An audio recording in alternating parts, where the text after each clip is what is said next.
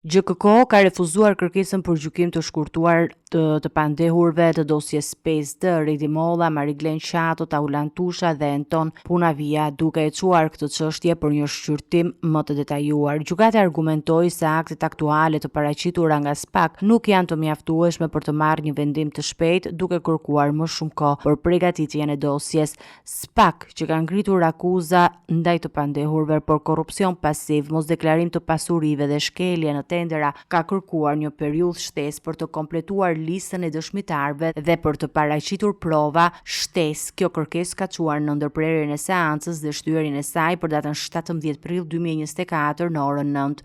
Në datën 2 korrik 2024, SPAK i komunikoi akuzat për korrupsion pasiv dhe mosdeklarim të pasurive ndaj Mollës së Qatos, ndërsa Tushës ju komunikua akuza për shkelje të barazisë në tendera.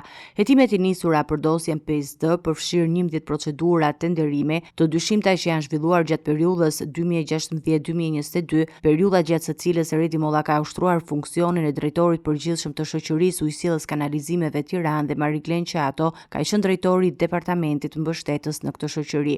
Kompania përfituese nga tenderat është identifikuar në dy emra të ndryshëm: Igor Electric dhe Vas Construction.